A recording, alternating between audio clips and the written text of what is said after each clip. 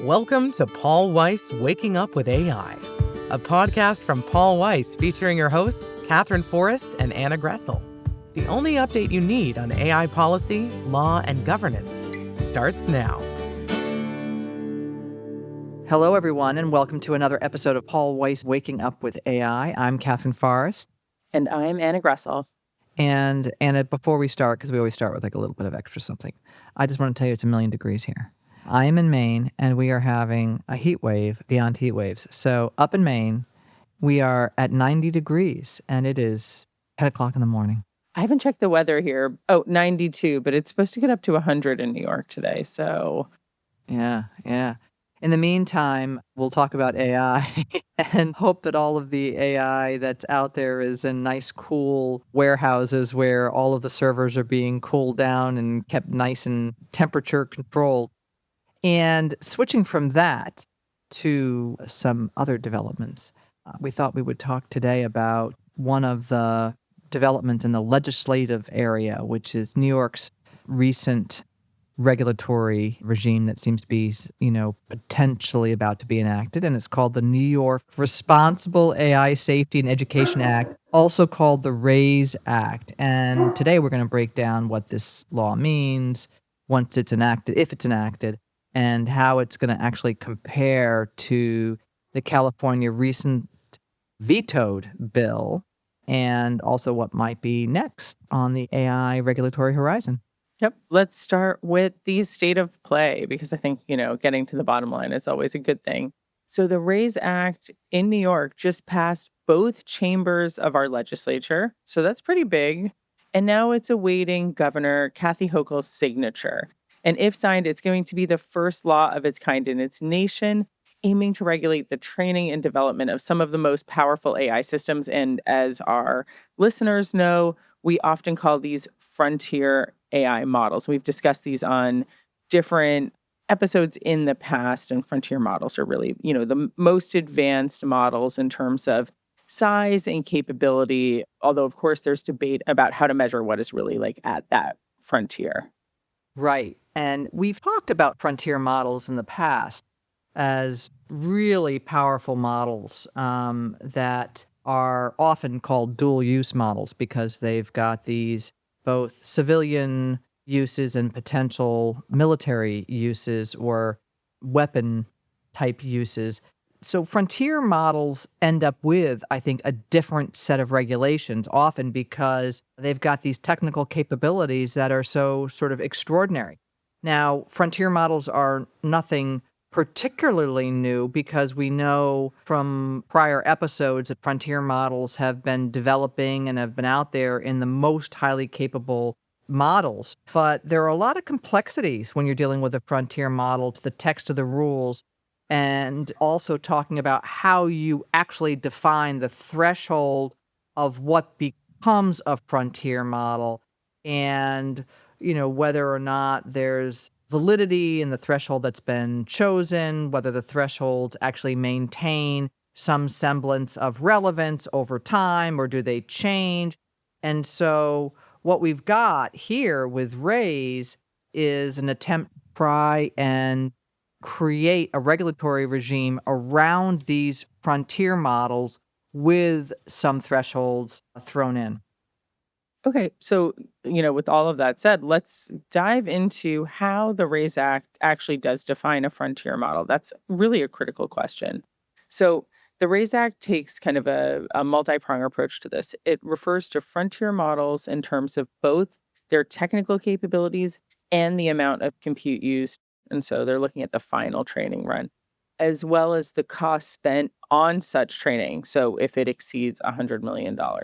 But the definition also accounts for models created through what's called distillation. That's a really important term. Folks following kind of some of the DeepSeek debate will have heard that. And distillation is the process of training a model, at least in part, on the outputs of another model. So you're kind of leveraging one trained model to train another model. You might imagine that would take less compute. So this act really does take into account distillation as a part of the model training process, and it accounts for distillation that itself, so this is like the training from distillation, that itself costs at least $5 million. And the point of the definition is to really make sure that the act stays up to date and accommodates the latest technological efficiencies. And also, I think it's trying to avoid targeting startups or academic researchers. And so it really specifically focuses on targeting its requirements only on large developers. So that's kind of some of the definitional pieces up front.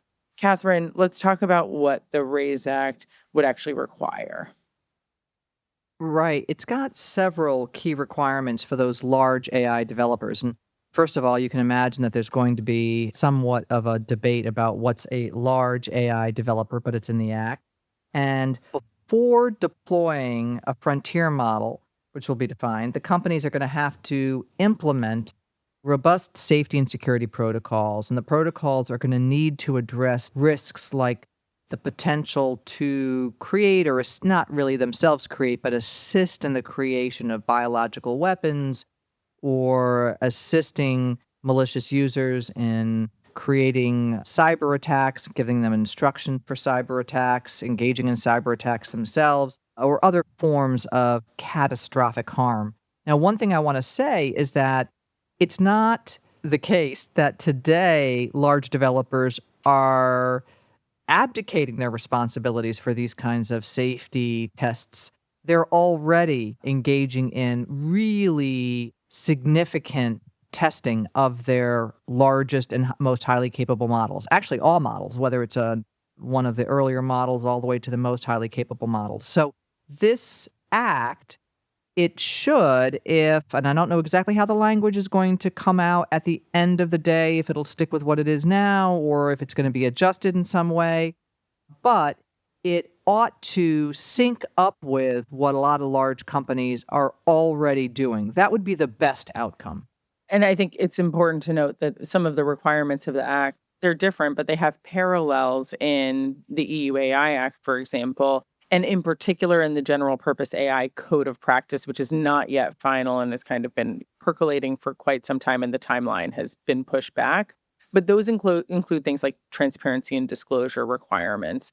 So the RAISE Act specifically would require large developers to publish their safety and security protocols with appropriate redactions for trade secrets and national security. And the developers would also have to report any serious safety incidents like unauthorized access to a model or evidence that a model is behaving dangerously. And we can kind of compare and look at the differences with the EU-AI Act, but it's one of those trend lines that we see in Europe. And then now New York is kind of picking that up and putting it in state legislation, which is, very much out of the kind of Brussels effect privacy playbook we've seen in the past. Right. And the point that you just raised, where there has to be reporting of serious safety incidents, does get picked up in another part of the act that is different from what's happening already. The New York AG can bring civil penalties against companies in the RAISE Act who fail to comply, and there could be fines that are in the millions of dollars, up to $10 million for an initial violation and $30 million for subsequent ones. So truly millions of dollars, but bear in mind, this is all geared towards the large developers. And the law does allow courts to pierce the corporate veil if the companies are trying to evade enforcement through creative structuring. But when we say piercing the corporate veil, it remains to be seen whether that would do anything more than impose just an overlay of the common law piercing doctrine that already exists, or whether or not it would be easier to go between affiliated companies, for instance. So we'll have to see, or even separate companies that are potentially still have an alliance with one another. So there's a lot to be seen in terms of how this is actually going to play itself out. Yeah, and I think that's true because Governor Hochul has until the end of the year to sign or veto the legislation. And so there's still a possibility of further amendments. And as you can imagine, this would be a very, very significant development because it would be the first big frontier AI safety law in the US after 1047 was vetoed in California. And it would provide regulators and plaintiffs with new hooks to bring investigations or enforcement actions, et cetera, et cetera. So we are really looking at a pretty important and a very significant piece of legislation that I'm sure is going to continue to be the subject of a lot of debate prior to a final decision by Hochul to sign or to not sign it. Right. And the RAISE Act is coming at a time when, as we've talked about in prior episodes, we've got states that are grappling with how to regulate AI. Certain things have passed, certain things have gotten vetoed.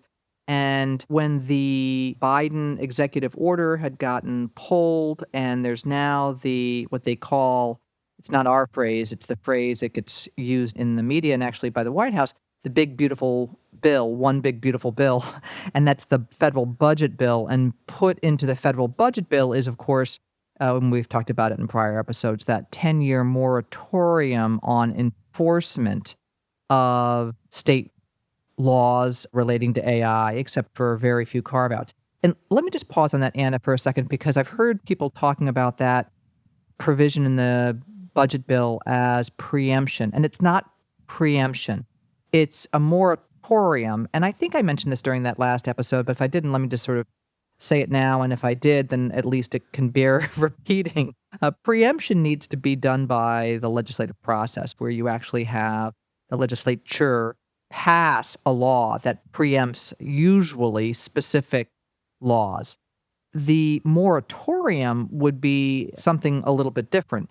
It's just a provision that prevents enforcement of certain laws within states, but the laws are actually still technically on the books. And so it's a different way of trying to achieve the same end, which is having the states stand down on legislation while the federal government then clears the playing field, really, for its policy priorities. Right. I mean, I think we take a step back and look at the potential moratorium.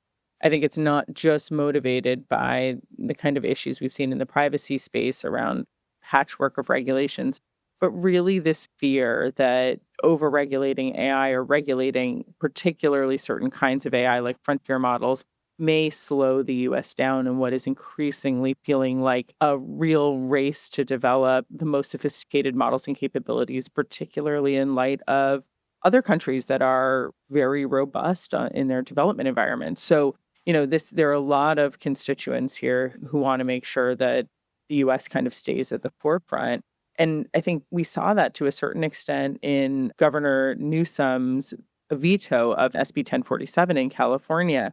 He really cited concerns that the bill standards were too broad and the obligations too onerous, and that it would really stifle innovation and kind of chill the kind of environment around model development that we've seen expand and grow in California. So, I think there'll be an interesting question about whether we see that same kind of debate in New York, which is a little bit of a different political environment. You just SB 1047 just sort of rolls off your tongue. Yeah, well, we've talked about it It's so just- many times. It's Senate Bill 1047. That's that California bill. But, that bill would have required frequent third-party audits, extensive oversight, even for models that might not pose the highest risks. And there were provisions that were removed from the New York RAISE Act after New York got industry feedback. And so in some respects, the New York RAISE Act is considered to be a little less onerous or somewhat less onerous than the vetoed California SB 1047. Yeah, and there are differences in other places in the bill. So, for example, New York's act sets a higher bar for liability than the California bill. And that's expressed really in terms of this definition of critical harm, which the RAISE Act defines as either the death or serious injury of at least 100 people or at least $1 billion in damages that are potentially caused or enabled by the AI system. And that standard of liability, like setting that at $1 billion in damages, is pretty significantly higher than the California bill, which would have been at $500 million. So we're seeing kind of a doubling there. Right. And just to sort of tie up the California piece, and we did talk about this during that prior episode, but just to remind people, one of the things that Newsom did just to try and now tie up the California SB 1047 veto was he convened a group of really leaders in the AI space to try and come up with what he called a science-based approach to AI regulation. And they're individuals from Stanford and UC Berkeley and the Carnegie Endowment for International Peace. So that's happening. So here, what we have is state regulation that's still happening. It has not stopped happening. And we've got ongoing efforts, whatever is going to come out of that process that Governor Newsom has implemented now in California and the New York RAISE Act, and if Governor Hochul signs it. And then we've also got this competing, if you will, budget bill, federal budget bill that will have the 10-year moratorium. So it all remains to be seen. We'll see. We'll see how the RAISE Act does. And looking ahead, I think we can expect that California and New York are going to continue to shape the national conversation around all of this. And we'll have a lot of talk, I think, if there is this moratorium, if it does go through in the budget bill. So we'll be watching these developments very, very closely. And I think next week, be talking a little bit about the new Anthropic decision that just came out on fair use and trying to unpack that a little bit. Very important decision. Second decision on fair use. Of course, we had the first decision on fair use with the Ross case, but that was not generative AI. And then on June 23rd, just yesterday from the date of this recording, we had this Anthropic decision on fair use just come down. So we'll talk about those in our next episode, but that's all we've got time for today. I'm Katherine Forrest, and Anna, if she were here, she would say, she's Anna Gressel, and we're both signing off. Thanks. Thanks for listening to Paul Weiss Waking Up with AI. Be sure to subscribe in your favorite podcast app to stay up to date on the latest in AI policy, law, and governance. For more information on Paul Weiss, go to our website at www.paulweiss.com.